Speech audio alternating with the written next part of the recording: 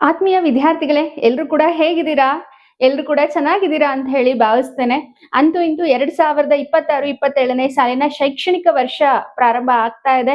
ಹಾಗೇನೆ ಎಲ್ಲಾ ಶಾಲೆಗಳಲ್ಲೂ ಮೊದಲು ಸೇತುಬಂಧ ಪರೀಕ್ಷೆಯನ್ನ ಅಂದ್ರೆ ಬ್ರಿಡ್ಜ್ ಕೋರ್ಸ್ ಟೆಸ್ಟ್ ಅನ್ನ ಮಾಡಿ ನಂತರ ಮುಂದಿನ ಪಾಠಗಳನ್ನ ಮಾಡ್ತಾರೆ. ಸೊ ಈ ದಿನದ ವಿಡಿಯೋನಲ್ಲಿ ನಿಮಗೆ ನೀಡ್ತಕ್ಕಂತಹ ಬ್ರಿಡ್ಜ್ ಕೋರ್ಸ್ ಟೆಸ್ಟ್ ನ ಕ್ವಶನ್ ಪೇಪರ್ ಯಾವ ರೀತಿ ಇರುತ್ತೆ, ಎಷ್ಟು ಮಾರ್ಕ್ಸ್ಗೆ ಕ್ವಶನ್ ಪೇಪರ್ ಇರುತ್ತೆ, ಹಾಗೆ ಯಾವೆಲ್ಲ ಪ್ರಶ್ನೆಗಳನ್ನ ಈ ಪ್ರಶ್ನೆ ಪತ್ರಿಕೆ ಒಳಗೊಂಡಿರುತ್ತೆ ಅನ್ನೋದನ್ನ ನೋಡ್ತಾ ಹೋಗೋಣ. ಆತ್ಮೀಯ ವಿದ್ಯಾರ್ಥಿಗಳ 4ನೇ ತರಗತಿ ಕನ್ನಡ ಸೇತುಬಂಧ ಪರೀಕ್ಷೆ ಪ್ರಶ್ನೆ ಪತ್ರಿಕೆ 25 ಅಂಕಗಳಿಗೆ ನಾನು ಇಲ್ಲಿ ಸಿದ್ಧಪಡಿಸಿದ್ದೇನೆ. ಮೊದಲನೇದಾಗಿ ಬಹು ಆಯ್ಕೆ ಪ್ರಶ್ನೆಗಳಿದೆ.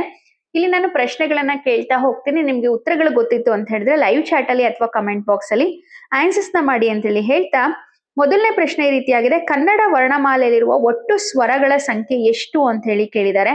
ಆಯ್ಕೆಗಳನ್ನ ಗಮನಿಸಿ. 9, 13, 34 ಹಾಗೆ 25 ಅಂತ ಹೇಳಿ ಕೊಟ್ಟಿದ್ದಾರೆ. ಕನ್ನಡ ವರ್ಣಮಾಲೆಯಲ್ಲಿರುವ ಒಟ್ಟು ಸ್ವರಗಳ ಸಂಖ್ಯೆ, ಸ್ವರಗಳು ಅಂತ ಹೇಳಿದ್ರೆ ಆ ಇಂದ ಔ ತನಕ ಒಟ್ಟು 13 ಅಕ್ಷರಗಳಿದೆ. ನಂತರ ಎರಡನೇ ಪ್ರಶ್ನೆ, ಕೆಳಗಿನವುಗಳಲ್ಲಿ ಯಾವುದು ಸಜಾತಿಯ ಸಂಯುಕ್ತಾಕ್ಷರ ಪದವಾಗಿದೆ?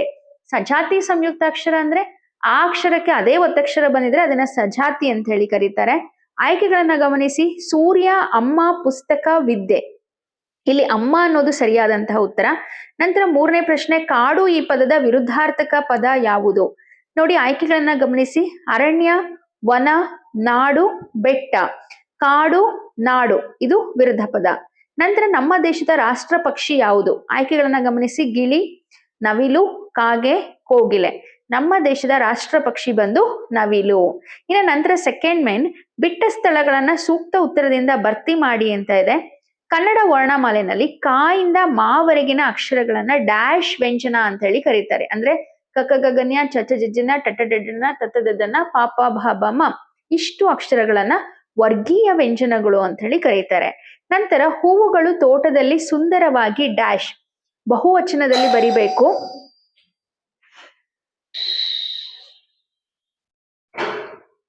ಹೂವುಗಳು ತೋಟದಲ್ಲಿ ಸುಂದರವಾಗಿ ಅರಳಿದವು.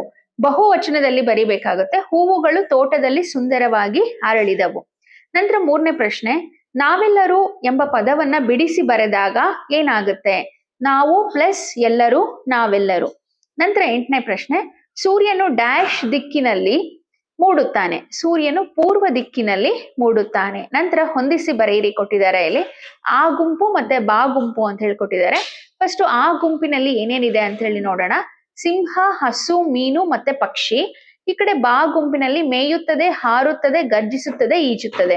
ಇವಾಗ ಹೇಳಿ, ಸಿಂಹ ಏನ್ ಮಾಡುತ್ತೆ? Yes, very good. ಸಿಂಹ ಗರ್ಜಿಸುತ್ತೆ, ಹಸು ಮೇಯುತ್ತೆ, ಮೀನು ಈಜುತ್ತೆ, ಪಕ್ಷಿ ಹಾರುತ್ತೆ. ಇನ್ನು ಒಂದು ವಾಕ್ಯದಲ್ಲಿ ಉತ್ತರಿಸಿ ಅಂತ ಹೇಳಿ ಕೊಟ್ಟಿದ್ದಾರೆ. ಯೋಗವಾಹಗಳು ಎಂದರೇನು? ಅವು ಯಾವುವು? ಬೇರೆ ಒಂದು ಅಕ್ಷರದ ಸಹಾಯದಿಂದ ಉಚ್ಚರಿಸುವ ಅಕ್ಷರಗಳಿಗೆ ಯೋಗವಾಹಗಳು ಅಂತ ಹೇಳಿ ಕರೀತಾರೆ. ಅದ್ ಯಾವ್ದ್ಯಾವ್ದು ಅಂದ್ರೆ ಅನುಸ್ವಾರ ಮತ್ತೆ ವಿಸರ್ಗ. ನಂತರ ಸ್ವಂತ ವಾಕ್ಯದಲ್ಲಿ ಬರೆಯಿರಿ ಅಂತ ಹೇಳಿ 2 ಪದ ಕೊಟ್ಟಿದ್ದಾರೆ.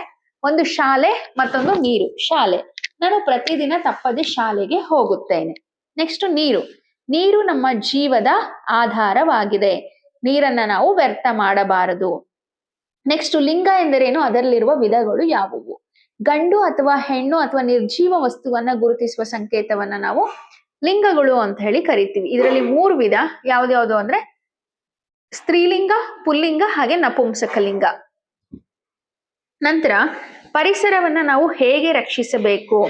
ನಾವು ಹೆಚ್ಚು ಹೆಚ್ಚು ಗಿಡ ಮರಗಳನ್ನ ನೆಡೋದ್ರ ಮೂಲಕ, ಪ್ಲಾಸ್ಟಿಕ್ ಬಳಕೆಯನ್ನ ಕಡಿಮೆ ಮಾಡೋದ್ರ ಮೂಲಕ, ಸುತ್ತಮುತ್ತಲಿನ ಪರಿಸರವನ್ನ ಸ್ವಚ್ಛವಾಗಿಡೋ ಮೂಲಕ ನಾವು ಪರಿಸರವನ್ನ ರಕ್ಷಿಸಬಹುದು.